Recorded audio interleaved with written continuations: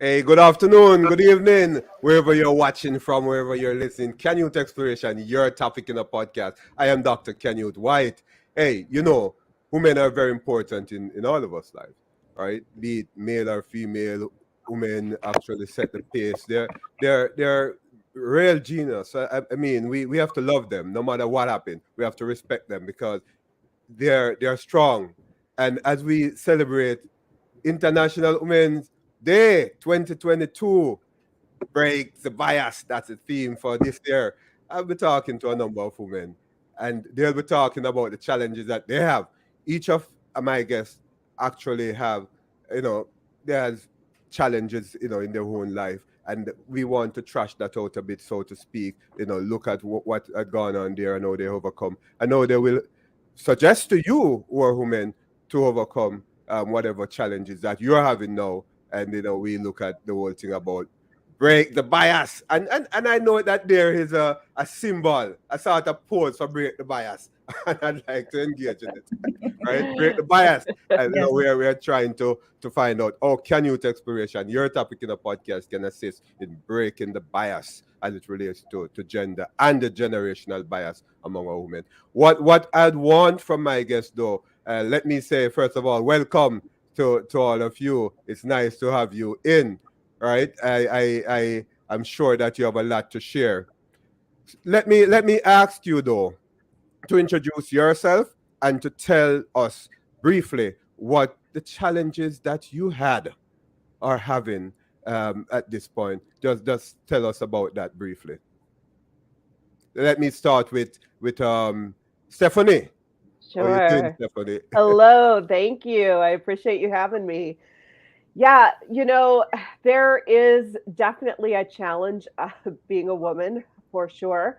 I am a speaker and an author and a podcaster and a CEO of a nonprofit. And I think as a woman in the nonprofit industry, that's a typical thing to see women in that industry. But definitely, you have to rise above some of that bias that women have and be a leader in your own right. And that's certainly a challenge. And then in the nonprofit arena, a lot of people go into the nonprofit world because of some sort of trauma in their life and some sort of passion. And I am no different. I am a survivor of domestic and sexual violence and have been, have dealt with addiction.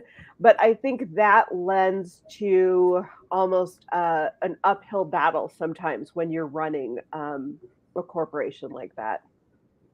Oh, great, Stephanie.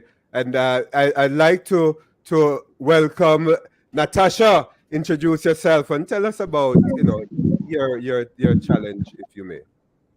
Hello, everyone. My name is Natassia Wright. I hail from the beautiful island of Jamaica, just like Canoe. And I am a co-founder of an organization. I am a United Nations Peace Ambassador. I work with non-government organizations. I am an author as well, international speaker, HR consultant, leadership practitioner. I won't go into any more titles, but I see a lot of things happening. I must tell you, my husband and I built our business from the ground up, from working in our bedroom to now employing almost 70 employees 9 years in. And so we have made incredible progress. However, I must tell you that there are some biases out there that they're still prevalent. They still exist. For example, you may find, and this is coming from my HR experience, that you have CEO female counterparts who get less pay. Or I'm also a sexual abuse survivor, and I do see in corporate today where you still have that kind of abuse, those sexual stereotypes. So there is one lady in the boardroom, and somebody needs something around the table, and naturally they look to that lady to go and fetch them whatever they need. So there are still some things that are happening, and have happened to me. But I love this year's theme because we are breaking all those biases. So Cool, happy to cool. be here. I love that. I love that. Melonie, Hi, what an honor to be here again, Dr. White. Thank thank you. you. And with these lovely women, what a treat to be around leaders. Um, I I am also an author and a speaker, and I'm a coach. I teach neuro coaching. I help people train their brain to look at life different, to get a different result and perspective, right? So there, as you know, as a woman, I think there is so many things that we deal with that are different than men because we're women and we have strengths that are different than men, and men have strengths as well. And so one of the things that has been coming up a lot for me and the women that I talk to is pornography. And I know that sex and the educational inequality that's going on globally also is something that takes away from women being able to have children and be at home, or try to juggle a job and be a mom, caregiving, and also what was already mentioned of being paid less or not having the opportunity to get education. I also think that the sexuality and pornography is another way that is hurting women, even in our intimate relationships, and the addiction of pornography and the women that are being used in pornography also, I think it is hurting us as women and our relationships. Nice. I love that. I love that. Ellen, let me hear you. Introduce yourself and tell me, what your personal experiences as related to challenges. Hi, I'm Eileen Franco, and I'm a certified holistic wellness coach and founder of Radiant Wellness. And one of the challenges that I had encountered, which in turn changed my whole life and career, was when I was transitioning into midlife, which is what natural process for every woman. Perimenopause and menopause is finding that in the corporate world, and I worked in the corporate world for 36 years, corporate America, there's not enough support. And actually, there's a stigma for women that are going through this transition, especially when you're in your fifth decade. There's this perspective that, you're no longer, it's the end of your life for you, or you're getting too old, you don't have skills. And especially in corporate America, there's this stigma about that. And many women feel ashamed about talking about this to their managers, especially if they're men and women. So young men actually, they don't speak about it and they suffer in silence. When I went through that challenge, I had no support whatsoever. I ended up in short-term disability and ended up resigning from my corporate job after finally starting to earn six figures. Being a minority, it took me such a long time. But, in today's world, my passion is to be able to help women know that there's a way around it and to end their suffering naturally, because there's many women that, especially in the UK, there's a staggering number of women, less than 1 million, that have left their jobs due to this natural process. Okay. Yeah. It's challenging. But I've not heard much, right? I'm not sure if I've heard that from Stephanie as it relates to your personal challenge that you have had. Right. I know, ladies, you're all strong ladies. That is why I actually reach out to you guys, right? Ladies. And there's something that you need to say as it relates to your challenge, your challenges to empower other women. So let me hear that from you guys, starting with Stephanie. Yeah, my personal story really started from the abandonment of my biological father.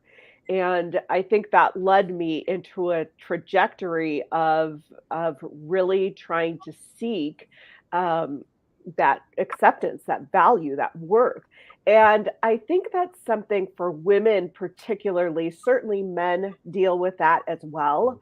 But I think for women, we have that yearning to be accepted, to be loved, to be somebody that means something, that matters. And not that men don't have that, but I think there is a natural societal acceptance of men over women already. And so as women, we have to prove ourselves over and over and over again. And whether that be in the family life, whether that be in the workplace, whatever it may be, that is something that happens over and over again.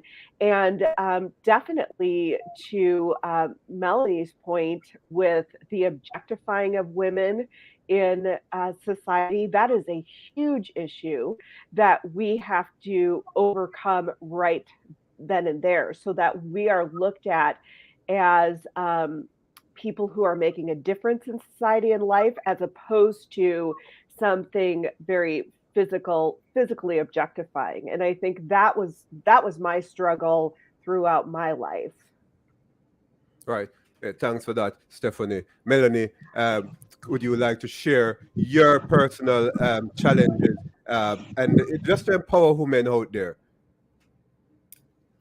Sure. I think just as a married woman and being someone who is very ambitious and wanting to make a name for herself and make an income, I kind of had my own problems with inside of a marriage being the breadwinner. And I struggled with I don't know if it was jealousy or a type of kind of wanting to keep me down. And I'm sure I know other women struggle with that too. And, my first marriage, there was a lot of control and there was a power, there was a fight for power within the marriage because of this drive that I had for ambition and making my own money, and it became a conflict. And I learned so much from that, because I think all of us have to take responsibility for our part in a relationship. And yet I think that women have been changing the way we want to be seen and changing our role in the home. Yeah. And so this is my personal pain or challenge and struggle has been able to, now that I'm remarried, that I can still have ambition, I can still have drive, and I can still have respect. And this takes practice to learn how to respect and not be threatened by someone else's success. And women on women can also feel that way. So it's kind of taking responsibility. We all get to take responsibility for being able to cheer one another on and support one another. And, what I really think is love one another. Yeah, I love that. I love that. I see you, Natasha. I see you, you want to say something on that and also to express, what you think that women can actually overcome, and let us hear about your challenges. We've just started this conversation, and already I have to tell you, thank you for giving us a platform to be so transparent. Stephanie embodied her message not long ago about her story, and it's the same with Melonie, and even Ellen has her very own story. Mine is a little different, but in some way, we all have had to overcome something. I was born and raised in a poverty-stricken area, lost my dad at 10 years old, lost my mother at 16. Then my grandmother, like a year after. I was pretty much on my own, trying to make everything work for myself. Went to university, got a job, and by the time I was in corporate, you would hear the whispers of what people would say about me. Oh, she's young. Oh, she has no experience. Oh, she doesn't know what she's doing. And I was in an organization for over 10 years and I moved up the ranks, but I really never got the respect. I even remember overhearing my CEO say, well, HR wasn't for me. And he told me that to my face at an appraisal. He was like, listen, you're in the wrong field. You should be in the technical world because you're good at that. And that broke my heart. I was like, my word, how hard could it possibly get? My own CEO does not believe in my dream. And, I have had to, as Melonie mentioned it, and I think the word Melonie was looking for is self-sabotage. I have had to work myself through learning not to self-sabotage what I had in my hand because of the doubtful things that I heard coming from, male counterparts or just other persons in leadership in general. And, when I came out of the 9-to-5, I was made redundant, by the way. And I started my full-time job. I am now on my way to actually have more employees than that big corporation had. And this is like in 2 years. So, it takes a lot of mental work for you to undo all the stigma and, everything that society attached to you. And on top of the trauma, like Stephanie spoke about, because losing my parents, I had trauma. I want to hide. And Canyouth, you know what I do on a daily basis. I'm all over the world speaking. I'm meeting with government agents, here in the US, here in Jamaica. Sometimes I want to hide. And again, it's coming from the trauma. I don't want to be seen. Or it's because I overheard somebody say, well, she shouldn't be here. Or there's another term that I also have had to deal with, and continuously I'm dealing with it. And I know these ladies can attest to that. And that's the imposter syndrome. Because you're now sitting with a group of, doctors and this, that, and the other. And you're thinking to yourself, how did I get here? Yeah. So, Okay. yeah. Natasha, I saw, before I go on to Ellen, I saw Stephanie. What are you saying? What are you thinking, Stephanie? Yes, that imposter syndrome. That's a tough one because you start to doubt yourself. You start to look at everybody else and you measure your worst against everybody's best. And then you start to think, oh my gosh, I don't belong here. I'm not good enough. I can't, give what these people are giving. And that's dangerous self-talk. And we need to be telling ourselves the positive things about what we have not only accomplished, recognize what you've already accomplished, but what you can continue to accomplish. So I really appreciate that because that's huge. Thank you for that, Stephanie. Ellen, maybe you have alluded to it before, but what are your challenges? Describe your challenge or challenges to us, that you have actually overcome. Well, the ones that I have practically overcome has been being more myself and being more authentic to who I really am. You're raised in a cultural perspective, especially the Hispanic perspective, that you're here to become a mother and a child. And I was born and raised in the USA, so get a job, have a career. But then there's always that dream in the back of your mind, but I want to do more. I want to be able to accomplish things. So you become someone that you're not, you're not, in order to kind of follow society norms and what the cultural norms place on you. So you drown your own voice, you drown your own self. But there's a situation that occurs in your life, like I had a health breakdown, and that kind of really made me take a step back and tell myself, wait a second, I need to be who I want to be. And it doesn't matter the age, and it doesn't matter how.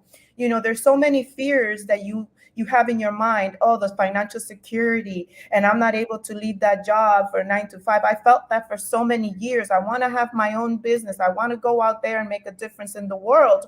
But how? What can I do?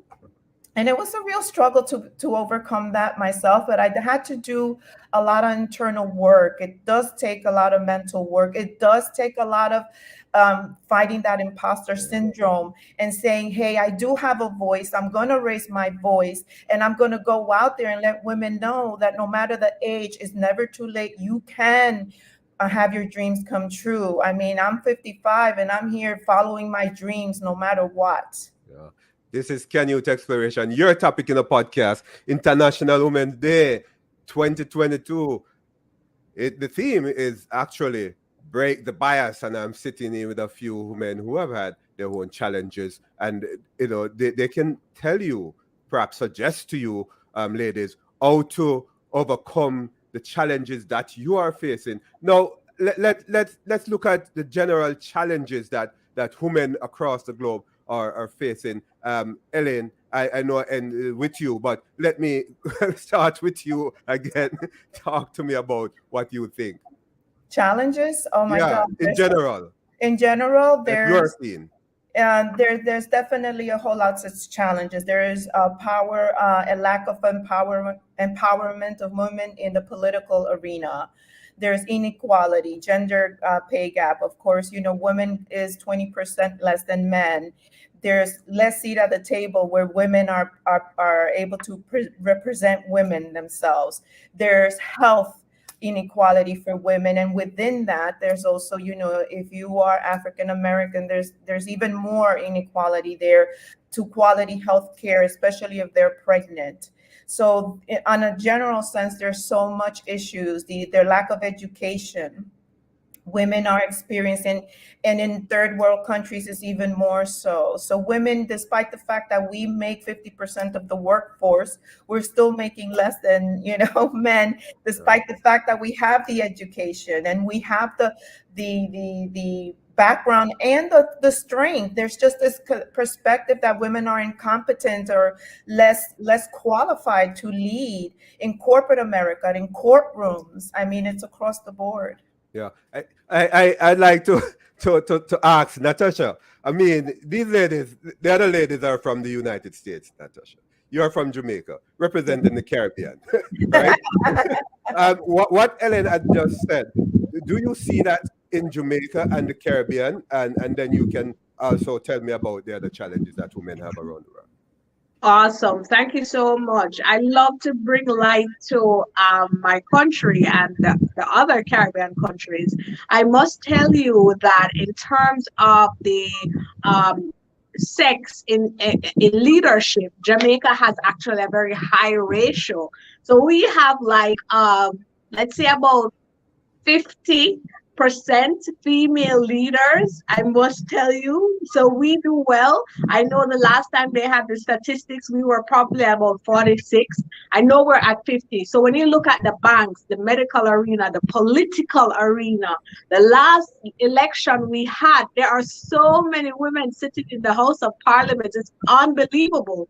And so we see where it's getting better in terms of having that proportionate male to female leaders. However, there is still that pay gap issue. I must tell you, it still happens. So you will have that male counterpart has the exact qualification experience, and he goes home with so much more. And then when you look at, and I think Melonie mentioned this so well, just the over-sexualization, if that's even a word, of females. It happens here in the Caribbean a lot.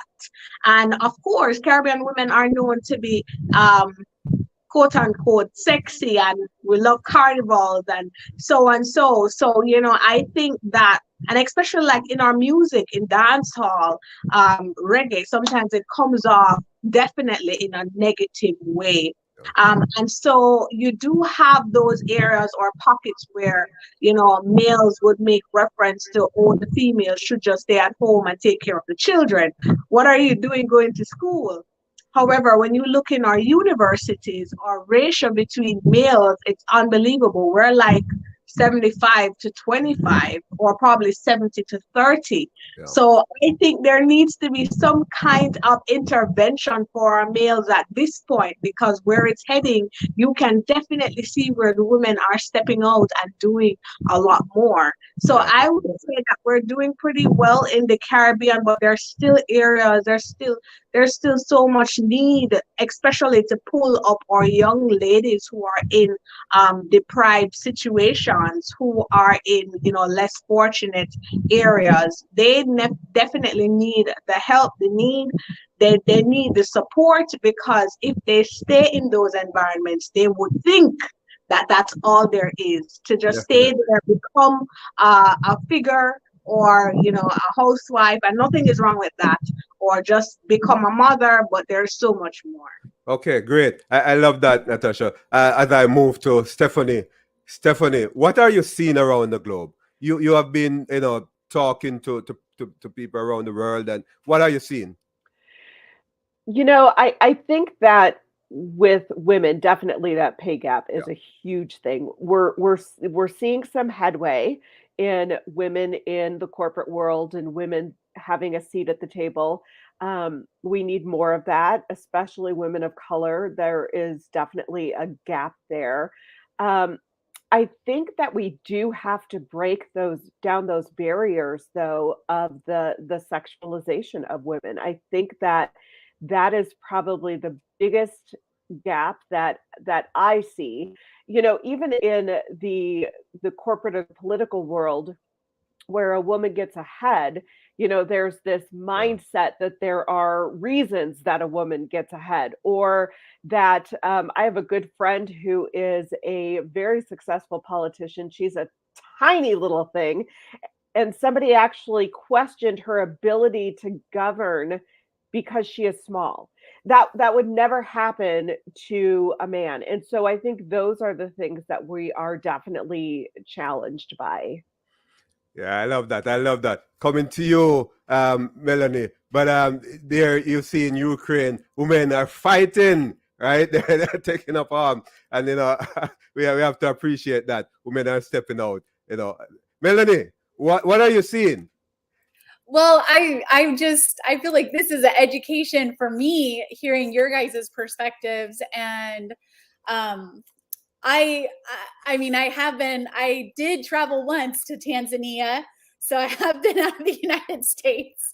And I just know that, as what's been shared, is that we all have a responsibility to get information out and get education out, and let people be able to have a platform where they can really be themselves. And I really do believe that women have something to offer the world that's different than men, and we both get to contribute to this world and this life. And I think sometimes these roles get mixed up. I think the other thing that's going on, this is my personal opinion, is that we are taking on too much, because we're trying to be a mom, a wife, a mother, a daughter, and have this career and be all things to all people. And that's been I think sometimes as women, we've taken on this because we do, we want so badly to be equal that we're actually doing more to try to prove ourselves, and it's actually shooting us in the foot. Because I think something else that was mentioned with the hormones and how our bodies change, and we take on all this stuff, and then it's like, were we really meant to take on all this stuff? And I've learned how to, I need help. I can't do it all alone, and I can't be all things to all people. And so that means we have to, there's some picking and choosing of what am I being called to do? I look to my faith of like, God, what are you calling me to do? What is the priority? And I still have a 15-year-old at home, and so it's like this balance between, having a teenager who's getting to drive, and there's so many things that are going on with our youth, and our youth are struggling. And, usually the mom, the mom was the one who was there to uplift them and encourage them and teach them and educate them and lift them up. And now our youth, are having all these mental health issues, and so, it's and women are good at that. Women are good at nurturing our kids. You have said something that's really, something we need to discuss. What are you called to do? I think later on we can look at that, before we end. You guys can discuss that. But let's talk briefly about how women can now overcome. We talk about the challenges here on Canyouth Exploration, your topic in the podcast. I am Dr. Canyouth White. And we talk about the challenges, but now the overcoming of those challenges. It's International Women's Day 2022, break the bias, overcoming those challenges. Let me hear you, starting with Natassia again. Okay, awesome. I must tell you, the name of my company is Mind Food International. It sounds similar to what Melonie does, just speaking about those neurological, if I'm not mistaken, ways that you can improve your life. And that's pretty much what we do, except our core is leadership. But everyone was born to be a leader in one way or another when it comes to purpose. And so for me, it's that overhauling of your thought process and then relearning those things that are actually true, because we go through life with so many lies or things that we were told that are not true, and we have believed them. We have taken them on to think that it's true. We can only go this far.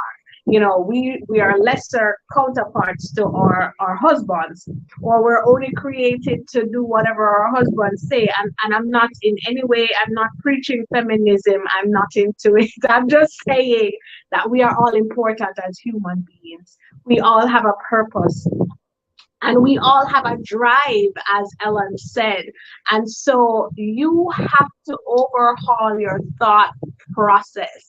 Because if you are to continue in that same limited belief, you're not going to get very far. You're actually going to be living in the confines of what society says you ought to be. And so I would start there. And then the second thing is find ways to develop confidence. Now, you can do this through having mentors. You can do it by, watching videos. You can do it by dressing up. That's a big part. That's a big thing for me. I'm all about showing up and looking the part and feeling good so that I can deliver. And then the third thing is and I'm not going to be long, the third thing is to develop yourself. Okay. I have a statement that I say, I never go anywhere empty-headed or empty-handed. I'm coming with value. So when I step in a room, I don't ever have to worry about cowering down, because I know what I have to give is going to be valuable. Right? It may not be the same audience as Ellen or Melonie or Stephanie. However, Natassia has her own niche, and they need to hear from me. Okay. So when we start here, we can achieve. I got you. I love that, Natassia. Stephanie, how do you think women can overcome? Give suggestions. Yes. Well, I love what you said, Melonie. And I think the bottom line is we can have it all. We just can't have it all at the same time. And we really have to make sure that we are doing what we are called to do at the given time that we are called to do it. And it's going to look different for all of us, and it's going to look different for all of our ages. When I was young and had kids, younger and had kids, I wasn't doing what I'm doing today. I wasn't running a corporation. Those are things that we can learn. And I think we can overcome our challenges by being very honest with ourselves and not trying to do it all at once, by really getting a support system through friends, through mentors. Exactly what you said, Natassia. I think that is so important.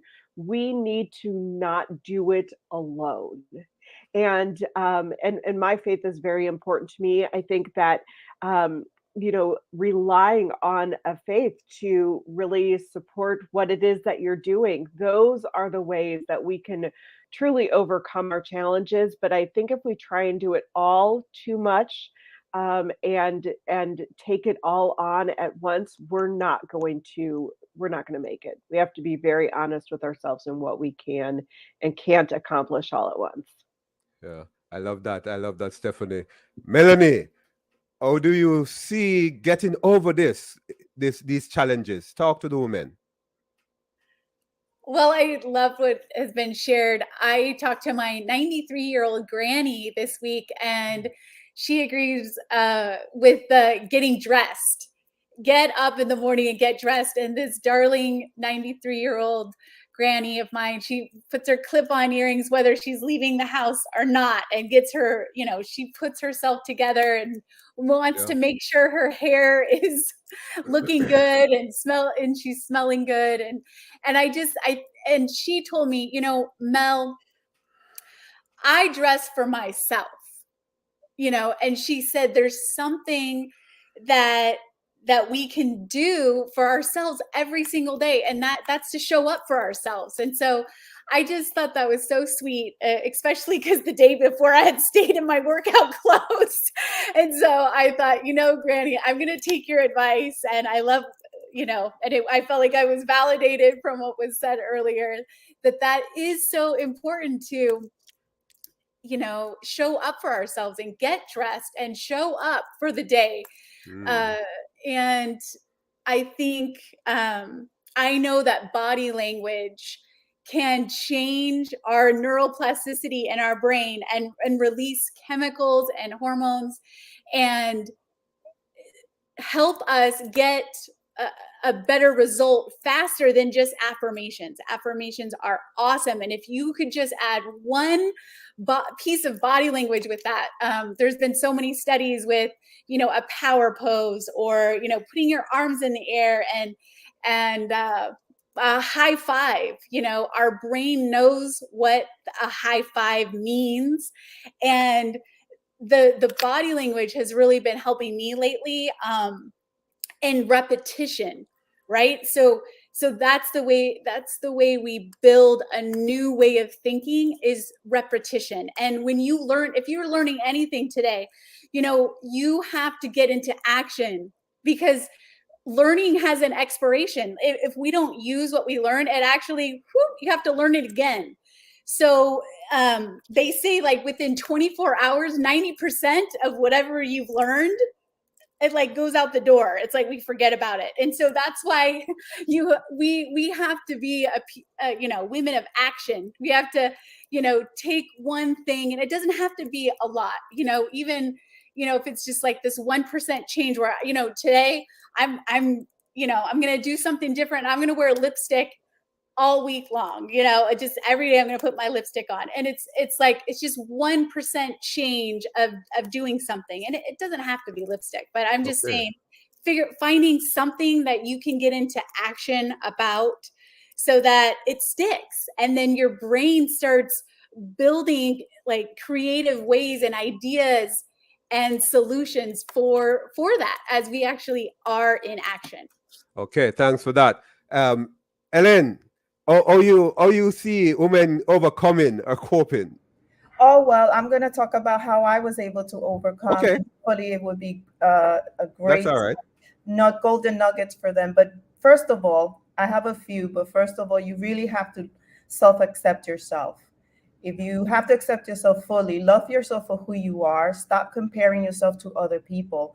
You are unique, you are beautiful, and you have something to offer women, and no matter what, in your family, in your community, the people surrounding you. You can't compare yourself to others, because that's going to be your demise. You really have to accept yourself with your flaws and all, because we are all imperfect. And we are imperfectly perfect, and we have to take actions in regard with that mindset. And then really digging in deep and looking at all the areas in your life. As a wellness coach, look at all your areas in your life, rate it from 1 to 10. And those areas that are not that are in need of areas of improvement, identify action steps that you can improve it. Because to be honest with you, if we as women, we wear so many hats. We are nurturers. We take the kids to school. We work. We take care of our parents. If we can't pour from an empty cup, and in order to be able to give our best to our community and raise our voice, you have something to say. You have to be, think about your wellness. For so long, many women put themselves on the back burner all the time, putting everybody else in front versus putting themselves first. And, it's not selfish to put yourself first for once, and think about taking care of yourself and then taking care of your health so you can go out there and then make a difference in the world in however that means to you. Being able to ask the questions, what's the barriers? What's limiting me from moving forward and taking action? And then identifying, prioritizing, and then identifying steps and setting goals. That's how I was able to overcome it. I love that. Ladies, so interesting. Canyouth Exploration, your topic in the podcast. I'm Dr. Canyouth White, sitting here with some lovely ladies, trying to empower other ladies and how to deal with challenges after they have gone through their own challenges in life. But now I would want to have you ladies. There's a number of things that came out of this discussion. I'm not sure, if you want to ask each other questions as it relates to what you have heard from the person, and take 10 minutes to do that. Let's have a discussion. What are you called for? That's one of the things that we want to push in there. What are you called to be? What are you called for? Where are your mindset, ladies? Talk to us. Okay, Stephanie, Yeah. go with it. What are you called for? We are also kind. I think you would have had to tell us who should start, because I want to see how you guys went over that, right? But that's all right. Yeah. Well, I believe I'm called to train and to help equip people as a HR professional. But then there is also that side of me, which is my passion, also my purpose, which is to help those who are broken in the sense that they've gone through past trauma. I'm not a licensed psychiatrist, therapist, none of that. But I simply go and I share my story and share how I have been able to change my mindset. And so I'm passionate about that too. And it makes me feel so good to know that I'm able to help other women, because they're struggling with areas for 20, 30 years, thinking that they have to walk around with this kind of baggage. I know that you guys do the same, and I'd love to hear from each of you, like what has that journey been like to take other persons through that process and to hold their hands, like as coach and as authors and all of that. Go ahead, guys. I'm out. That's really good. I love that. I feel like I can relate to all of you in so many different ways. One of the things that I know that I'm called to do is to help people really turn their trauma into something that makes them successful, because we all have trauma. We all have areas in our lives that we really need to use our resilience to catapult us forward. And what does that look like? And instead of sitting back and saying, well, gosh, I'm too old, I'm too much of a woman, I'm too whatever it is, we can use those things to be successful leaders in whatever that is.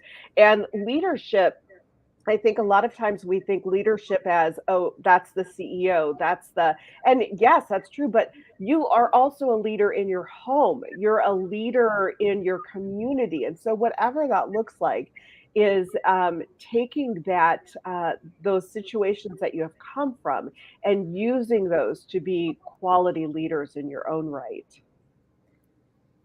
Wow, that's amazing. I just love hearing all your perspectives, and I totally agree. Like Stephanie, I can relate to a lot of what's being said here. And it's definitely have to do with mindset. That's where we definitely have to begin, because that's where the battle is won first. For me, I feel that my purpose, finally, after 50 something years, after 52 years, I was able to find my purpose and passion. And I believe is to empower women with the knowledge of your body, the knowledge of how our body works, how our hormones work, and show them that there's a natural way to be able to improve their wellness, overturn, reverse their current state of well-being, so that they can thrive in their new phase of their life as they transition into midlife. I believe that, the medical industry pushes a lot of medication, and it's medication that increases our risk of a lot of diseases, which is even worse for us and doesn't help, and can even have, deadly consequences to them. So they are natural processes. So I believe that I've been called to empower women with the natural ways, holistic ways to improve their well-being so they can thrive, ever more so in their new chapter in their lives. Oh, I just love that, because I'm definitely coming into that time of year. And so one thing that has to do with hormones changing is emotions. And I was wondering how you guys feel about, when I feel like it's an asset to be connected in that way I am definitely someone who's sensitive, and definitely I cry for a lot of different reasons. And they've done the statistics on, men cry much less than women. And I think that sometimes people have even judged women on being emotional or crying, or, being irrational, that word, Yes. that our emotions are making our decisions. And I was just wondering what you guys thought about that. I think my emotions, as we talk about mindset of, being able to know what the truth is from the lies, and having tools to figure that out, so that you're not just letting your emotions control you. But I also think emotions are signals, and that they give us information that something's going on. So, even with this like change in my hormones, and it does feel like I cry a lot more, and it doesn't always have to be sad. It's just I'm feeling something. And sometimes I even feel, a little vulnerable, as far as, like, suck it up, don't cry this time. Or, there's different times where I've realized, it's even letting my son see me cry or see me upset. I try to, in a lot of ways, I want to have this, I want you to see me a certain way. And it has actually been beneficial in my close relationships to allow people to really see me. And then we're talking about, you guys are professionals just like me. And so it's like, is that, this difference between how much emotion do you guys show? That's what I wanted to ask. Okay, go ahead, ladies. So for me, I wanted just to share my experience on that. I remember I had a boss that once told me that I wore my emotions on my sleeves. And that was not good, because, when you're in a corporate world and you have that really right then and there, it just knocks you off whatever corporate ladder you thought you were going to climb, because you're supposed to have this thick skin and all that. I've learned throughout the years that it's okay for you to have your emotions. I believe it's your body's ways of telling you that there's something going on deeper than what's coming up front for it. But I do believe that you need to become emotionally intelligent, in a sense where you are able to know, wait a second, I can control myself at this moment, because at this moment, this is not going to work for me if I burst out crying in the middle of a conference. You know what I mean? And being able to also understand where the other person is coming from, because people project onto you their own insecurities. And when you become emotionally intelligent, you're like, okay, I know where that person is coming from. And then you know how to help them to come into their own and help them to see where they need to actually improve a little bit. That's how I've been able to experience that. That's my experience. I want to piggyback off of what Ellen has said. Melonie, I'm so happy you brought this up because, listen, this conversation is so divine. Yeah. Now, we know about what's happening with Russia and Ukraine, and every single time you turn that TV on and they bring up these international standards and protocols, we hear them talk about diplomacy.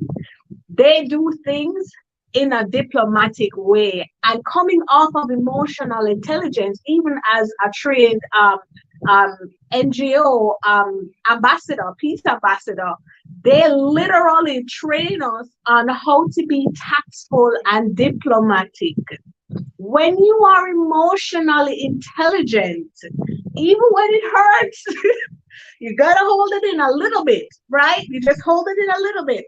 And if Stephanie says something that's so hurtful, it's so mean to me, I can look at Stephanie and I say, well, Stephanie, I don't agree. That's not what I was trying to say, but we can have this conversation at another time if you would like, right? I don't just fly off the handle and start cussing and fussing, as my daughter would say, right? And so, yes, and so you have to be emotionally intelligent and then learn the art of speaking tactfully and diplomatically. You know, you have some persons who would say, yes, some persons will say, oh, you know, you sound so fake, but you save your relationships that way, right? And so maybe when Helen supervisor told her, well, you wear your emotions on your sleeve, maybe at that point in time, you didn't really express yourself in a mature way. And that was what it was taken to mean, that you just wear your emotions on your sleeve. But guess what, guys? Our feelings are important, but our feelings are not facts. I say this all the time. I can get mad right now and then I'll be smiling the next second. And then after that, I'll be upset again and then irritated, and it goes on and on and on. Our feelings are not facts, but they do they do show us that there's something happening. What you need to do is to be aware, but choose your responses. Yeah, you have 3 minutes, guys. 3 minutes to go. Let me just add to that really quickly, because that is so important. I love what everybody is saying.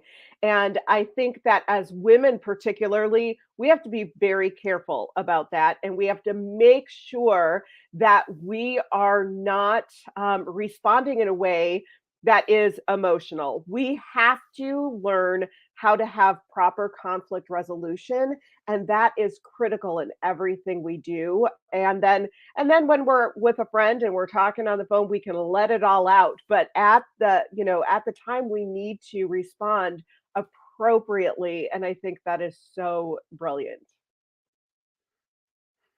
Right, I was saying you have 3 minutes to go. You know, so, I mean, continue for a while, a little longer.